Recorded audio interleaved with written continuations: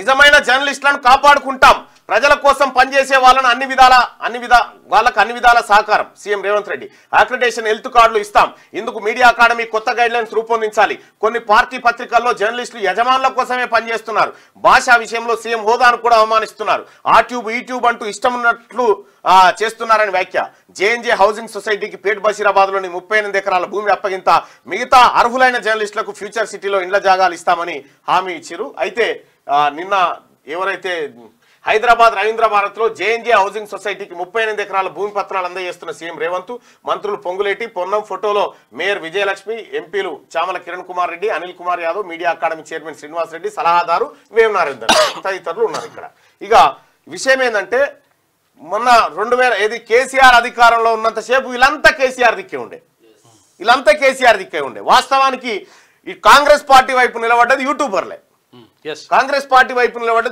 ఇప్పుడంటే కేటీ రామారావు ఒక ఫేక్ యూట్యూబులు తయారు చేసి ముఖ్యమంత్రి గారు అన్నది ఆ ఫేక్ గాలనే అన్నాడు. అంటే కొండారెడ్డి పెళ్లికి వెళ్ళేసి అంటే వాళ్ళది నిజంగా చెప్తున్నా వాళ్ళని ఎంత మంచిగా దొరికియొచ్చు, ఎంత మంచిగా పట్టియొచ్చు అంటే చాలా అద్భుతంగా మన దగ్గర మనకు వాళ్ళు లేరు కాబట్టి మీకు అర్థమైతలేదు. కానీ విషయం ఏంటంటే ఆయల కాంగ్రెస్ పార్టీ గెలుపుకు కారణమైంది యూట్యూబర్లు, సోషల్ మీడియానే.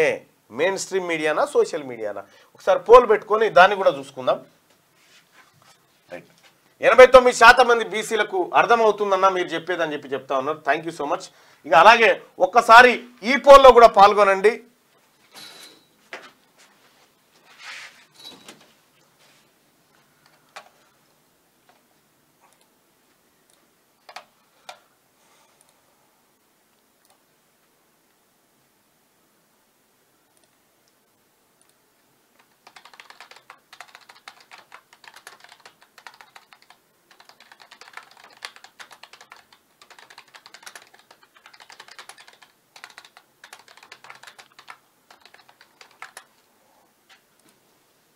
కమ్మరి వెడ్రంగా బ్రాహ్మణుల గురించి అందరి గురించి మాట్లాడతారు. అట్లేం లేదు మిత్రమా.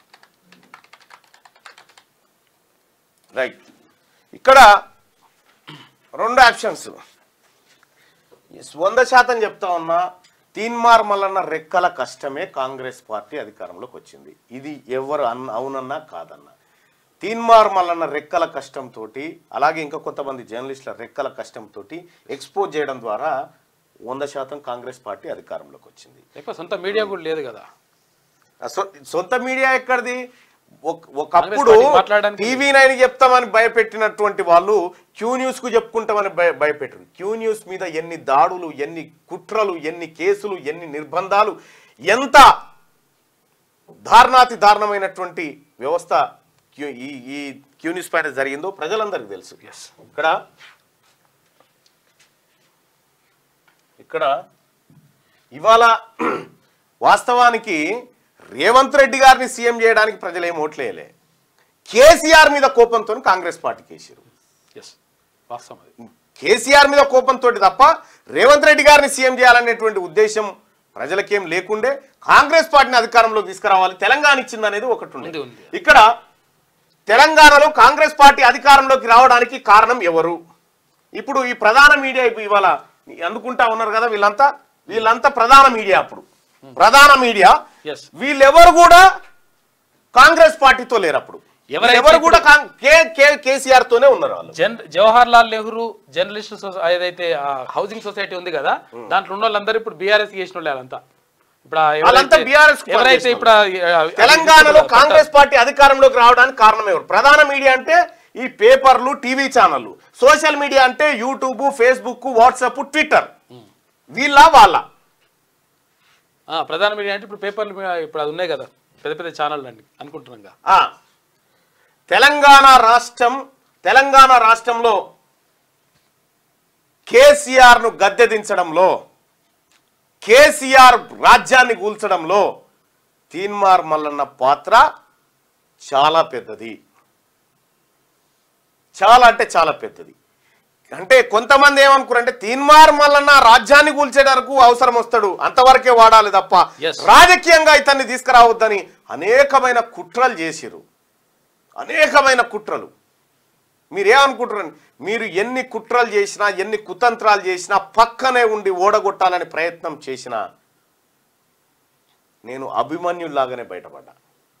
వచ్చిన ఎమ్మెల్సీగా గెలిచిన మీ అందరికి తెలుసు, మీ అందరి అంతరాత్మకు తెలుసు ఎవరెవరు ఓడించాలనుకున్నారు. అయినా కూడా వచ్చి నిలబడి ఏ జాతుల కోసం అయితే నేను 7 ఏళ్ల కింద పాట రాసినో ఆ జాతుల ప్రయోజనం కోసం ఇలా మాట్లాడుతూ ఉన్నా. ఇక్కడ తెలంగాణలో కాంగ్రెస్ పార్టీ అధికారంలోకి రావడానికి కారణం ఎవరంటే ఇప్పుడున్నటువంటి కేటీ రామారావు సోషల్ మీడియా ఏది యూట్యూబ్ ఛానల్ అప్పుడు లేకుంటే నికార్సైన యూట్యూబ్ ఛానల్, నికార్సైన ఛానల్ గా క్యూ న్యూస్, మన తొలి వెలుగు, కాలోజీ ఇట్లా నికార్సైనటువంటి ఛానల్స్ ఉండే, వాటి వల్ల సాధ్యమైంది. ఇలా తీన్మార్ మల్లన్న ఏం చేయకపోయినుంటే, రఘు ఏం చేయకపోయినుంటే మా మీద 70 కేసులు పెట్టి రఘును అరెస్ట్ చేసి కిడ్నాపులు చేసి నిర్బంధాలు మీలో ఒక్కరినన్నా చేసిర్రా? ఒక్కరినన్నా ఈడ పత్రాలు అందుకుంటున్న వాళ్ళ దాంట్లో ఎవరన్నా ఒకరు పోయిర్రా? చిన్న కేసు అన్న అయిందా వాళ్ళ మీద? ఒక్క వార్త కనీసం మేము కాంగ్రెస్ పార్టీ పక్షాన గొంతెత్తి రాహుల్ గాంధీ గారు ప్రధానమంత్రి కావాలని గొంతెత్తితే మమ్మల్ని అరెస్ట్ చేస్తే కనీసం మీరు మీ స్పందన తెలియజేయలేదు. చాలా మంది మీరు చెప్తారు ఇవాళ ఆంధ్రజ్యోతి పేపర్ ఎప్పుడు సపోర్ట్ చేసింది కాంగ్రెస్ పార్టీకి? ఎప్పుడు సపోర్ట్ చేసింది? తీరా ఎలక్షన్ టైం. కానీ ఈ 10 ఏళ్ల కాలం పాటు కేసీఆర్ మోసాలు నరుక్కుంటూ మొత్తం పొట్ల మిట్టినట్టు ఇప్పి చెప్పుకుంటూ స్కాములు కుంభకోణాలు అన్ని బయట పెట్టిన తర్వాత ముద్ద తయారైనాక వచ్చిర్రు వీళ్ళంతా. నేను కొట్లాడే నాటికి తీన్మార్ మల్లన్న యుద్ధం కేసీఆర్తో లడాయి పెట్టుకునే నాటికి రేవంత్ రెడ్డి గారు తెలుగుదేశం పార్టీలే ఉండే. మాట్లాడలేని పరిస్థితి ఉండే, ప్రతిపక్షాలు మాట్లాడలే. రైట్. తెలంగాణలో కాంగ్రెస్ పార్టీ అధికారంలోకి రావడానికి కారణం ఎవరు? Social media. 183% అని చెప్తా ఉన్నారు. సోషల్ మీడియా ప్రధాన కారణం కాంగ్రెస్ పార్టీ ఇప్పుడున్నటువంటి కేటీ రామారావు ఫేక్ ఛానల్ కాదు, ఫేక్ ఏది యూట్యూబ్ ఛానల్ కాదు. వాటిని ఎదుర్కొనే సత్తా మీకు అర్థం కాక మీరు చెప్తలేరు. కానీ 182% మంది ఇగో ఇది సోషల్ మీడియా ద్వారా కాంగ్రెస్ పార్టీ ప్రభుత్వం ఏర్పడ్డదని చెప్తా ఉన్నారు. ఇక ముఖ్యమంత్రి గారేమో ఇక్కడ యూట్యూబర్లు బీట్యూబర్లు అని చెప్పి మాట్లాడుతున్నారు. ఈయన మాట్లాడినటువంటి అర్థం వాళ్ళని కావచ్చు. కేటీ రామారావు ఫేక్ ఏది మన కేడీ మీడియా ఉందిగా దాన్ని ఉచ్చరించవచ్చు. క్లారిటీ ఇవ్వాల్సిందే.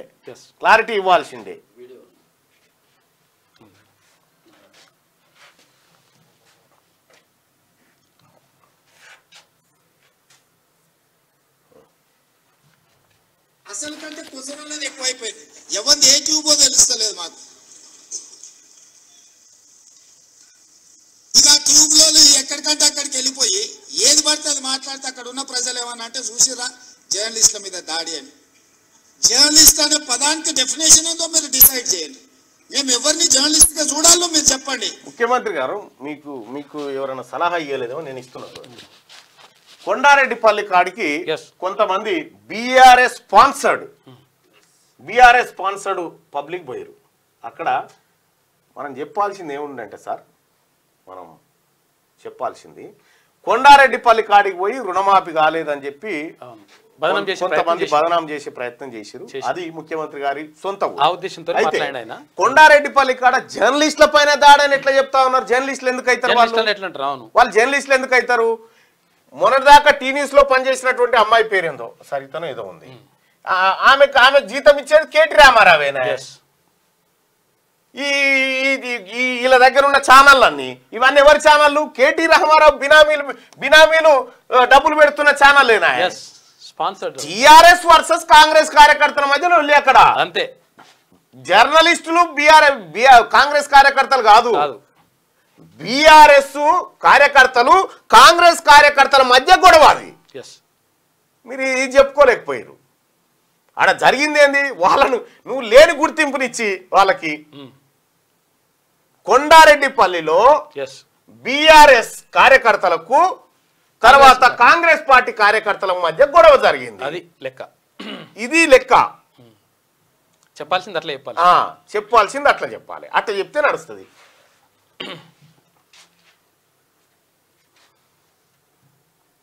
ఎవడు దోస్తే వాడు ట్యూబ్ పెట్టుకొని ఆ ట్యూబ్ లో పెట్టుకొని వాడు మెడలో పట్టేసుకొని మెడలో ఇది కట్టుకొని వాడు నేను ట్యూబ్కో జర్నలిస్ట్ అని బయలుదేరితే వాళ్ళు వివరించే విధానాన్ని బట్టి ప్రజలు వివరిస్తారు.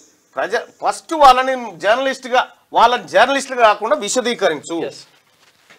ఫస్ట్ ఎప్పుడైనా కొట్లాటకు దిగాలన్నప్పుడు శత్రువు ఎవడో గీత గీసుకోవాలి. ఫస్ట్ కొట్లాటకు దిగేటప్పుడు మన శత్రువు ఎవడో గీత గీసుకుంటే ఆ గీత అవతలాడు గీత ఇవతల మనం ఉంటే కొట్లాట నడుస్తుంది. ఇంట్లో తిరుగుతా ఉంటే ఇంట్లో ఎవడో కన్ఫ్యూజన్ ఉంటుంది మరి. రైట్. ఇక్కడ జేఎన్జే హౌసింగ్ సొసైటీకి పేట్ బషీరాబాద్ లోని 38 ఎకరాల భూమి అప్పగింత. మిగతా అర్హులైన జర్నలిస్టులకు ఫ్యూచర్ సిటీలో ఇళ్ల జాగాలు ఇస్తామని హామీ. ప్రజల కోసం పనిచేసే నిజమైన జర్నలిస్టులను తమ సర్కార్ కాపాడుకుంటుందని నేను చెప్తా ఉన్నగా ఈ నిన్న వేదిక మీద ఉన్నటువంటి చాలా మంది మీరు అనుకుంటున్నటువంటి మెయిన్ స్ట్రీమ్ ఏదైతుందో మొత్తం కేసీఆర్ తోనే ఉన్నారు. కేసీఆర్ కేటీఆర్ తోనే తిరిగిరు. వాళ్ళకే డబ్బా కొట్టిరు వాళ్ళు. కేసీఆర్ కేటీఆర్ తోనే తిరిగిరు. వాళ్ళకే మనం ఇండ్లు ఇచ్చినాం. ఈ కాంగ్రెస్ పార్టీ అధికారంలోకి రావాలి అని చెప్పి తోసిన కాడికి సోషల్ మీడియాని ఎంట పెట్టుకొని తిరిగినటువంటి వాడు ఇలా బేవకూఫ్ అయిపోయాడు. అంటే ఆడ కొంతమంది మాత్రమే అని చెప్పినట్టే బాగుండేది. ఆ మాట మీరు చెప్పలే. సో కాకపోతే ఏంటంటే కేసీఆర్ కూడా ఇంతే లైట్ గా తీసుకుండు. అవ్వాలి ఎంతనే వాడు ఓ సోషల్ మీడియాలో లంగా మీడియాలో పెట్టి ఇట్లా అన్నాడని అన్నాడు. కథం అయిపోయింది. ఇదే మాట అన్నాడు. మీరు చూడండి. రైట్ గా అన్ని విధాల సహాయ సహకారాలు అందిస్తుందని సీఎం రేవంత్ రెడ్డి చెప్పారు. నిజమైన జర్నలిస్టుల గౌరవానికి భంగం కలిగి నిజమైన జర్నలిస్టులు ఉన్నారు, లేరని కాదు, ఉన్నారు. కొంతమంది నికార్సైన జర్నలిస్టులు ఉన్నారు. కాకపోతే వాళ్ళు చాలా తక్కువ మంది ఉన్నారు ఆడ వేదిక మీద. అంతే. అలాంటి వాళ్లకు అక్రిడేషన్ కార్డులు, హెల్త్ కార్డులు, ఇంటి పట్టాల విషయంలో ఎలాంటి నష్టం జరగకుండా చూస్తామని చెప్పారు. ఆదివారం హైదరాబాద్ రవీంద్ర భారత్లో జరిగిన కార్యక్రమంలో సీఎం రేవంత్ రెడ్డి ముఖ్య అతిథిగా పాల్గొని జవహర్లాల్ నెహ్రూ జర్నలిస్టు హౌసింగ్ సొసైటీకి పేట్ బషీరాబాద్ లో కేటాయించిన 38 ఎకరాల భూమిని అందజేశారు. ఈ సందర్భంగా ఆయన మాట్లాడుతూ జర్నలిస్టుల సంక్షేమాన్ని తమ ప్రభుత్వం కట్టుబడి ఉందని చెప్పాడు. 1100 మంది జర్నలిస్టులకు ఇంటివారు అవుతారని చెప్పిండు. ఇంకా మీడియా అకాడమీకి 10 కోట్లు, జర్నలిస్టులు అక్రిడేషన్, ఆరోగ్య భద్రతా కార్డులు, ఇతర సమస్యల శాశ్వత పరిష్కారం కోసం మీడియా అకాడమీ కొత్త విధి విధానాలు తయారు చేయాలని సీఎం రేవంత్ రెడ్డి అన్నారు. నిరుపేద జర్నలిస్టులకు ఆర్థిక సాయం అందించేందుకు, మరణించిన జర్నలిస్టు కుటుంబాలను ఆదుకునేందుకు, జర్నలిస్టులో వృత్తి నైపుణ్యం పెంచే శిక్షణా కార్యక్రమాల కోసం తక్షణ సాయంగా స్పెషల్ డెవలప్మెంట్ ఫండ్స్ నుంచి మీడియా అకాడమీకి 10 కోట్లు కేటాయిస్తున్నట్టు ఆయన ప్రకటించారు. అయితే విషయం ఏంటంటే ముఖ్యమంత్రి గారికి ఇతరులకు తెలవాల్సినటువంటిది ఏంటంటే ప్రింట్ మీడియా, టీవీ ఛానళ్ళ వ్యూవర్షిప్ డ్రాఫ్టికల్గా పడిపోయింది. మెజారిటీ ప్రజలు సోషల్ మీడియాలో ఉన్నారు. ఇప్పుడు మనం ఈ పత్రికలకు ఇలా అడ్వర్టైజ్మెంట్లు వేసిరా, ఈ అడ్వర్టైజ్మెంట్లు ఉన్నాయి కదా, ఈ వేస్ట్ ఈ అడ్వర్టైజ్మెంట్లని. ఈ పత్రికలలో వచ్చేటువంటి అడ్వర్టైజ్మెంట్లు ఎవరు చూస్తలేడు. మీరు మీ పాలసీ మార్చి డిజిటల్ పాలసీ తీసుకురండి. డిజిటల్ పాలసీ తీసుకొచ్చి డిజిటల్ పాలసీలో వెబ్సైట్లు, ఆ తర్వాత యూట్యూబ్ ఛానళ్ళు, లేకపోతే ఇంకా ఆన్లైన్ మీడియా, ఇటువైపు మీరేమైనా ఏమి లేవు, తాత్కాలికంగా వాటిని కాపాడమే. ఎండి శంషతో నీళ్లు పోసే కార్యక్రమం ఇది పత్రికలకు గంతే. ఇప్పుడు పత్రికలను ఎవరైనా చదువుతున్నా అనుకుంటున్నావా? ఎవరు చదివేటోడు అడుగుదాం. పత్రికలను ఎవరైనా చదువుతున్నారన్నా అంటే నేనంటే అందులో ఉన్న వార్తలు వినిపిస్తున్నా కానీ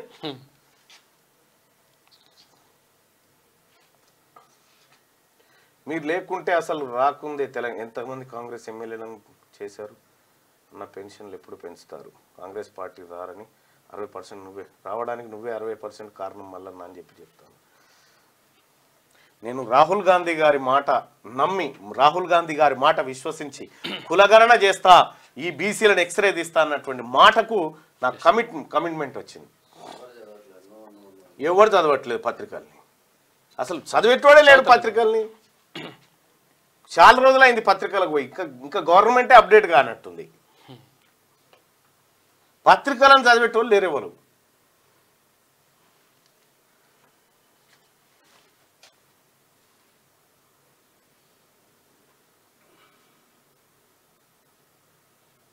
పత్రికలను చదివేటోళ్ళే లేరు. తెలంగాణ రాష్ట్రంలో ఇప్పుడు ఒక చాలా మంది కూడా పెడతా ఉన్నారు. తెలంగాణ రాష్ట్రంలో కాంగ్రెస్ పార్టీ అధికారంలోకి రావడానికి కారకులు ఎవరని పెట్టుకుందాం సింపుల్గా.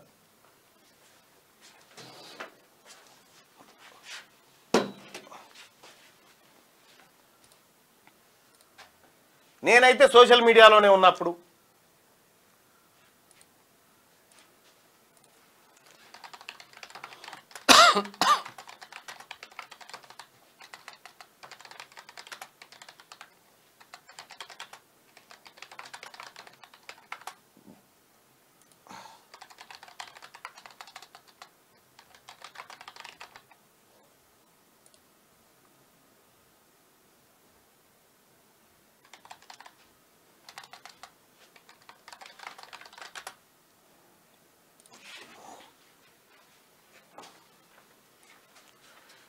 ఇక్కడ అప్పటికి పిసిసి చీఫ్గా రేవంత్ రెడ్డి గారు ఉన్నారు కాబట్టి తెలంగాణలో కాంగ్రెస్ పార్టీ అధికారంలోకి రావడానికి కారణం ఎవరు? తీన్మార్ మల్లన్న, రేవంత్ రెడ్డి?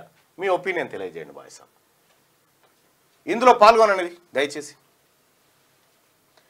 తెలంగాణలో కాంగ్రెస్ పార్టీ అధికారంలోకి రావడానికి కారణం ఎవరు? తీన్మార్ మల్లన్న, రేవంత్ రెడ్డి?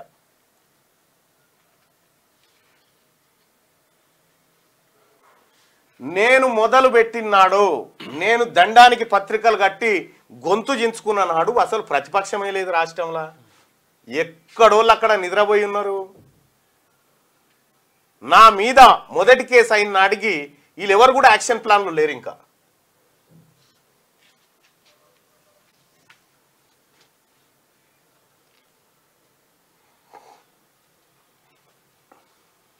తెలంగాణలో కాంగ్రెస్ పార్టీ అధికారంలోకి రావడానికి కారణం ఎవరు?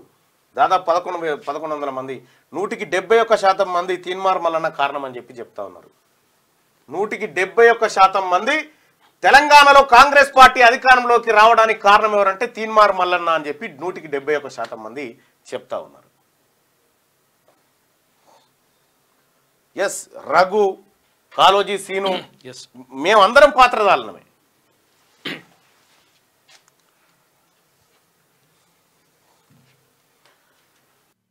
లైక్ చేయండి.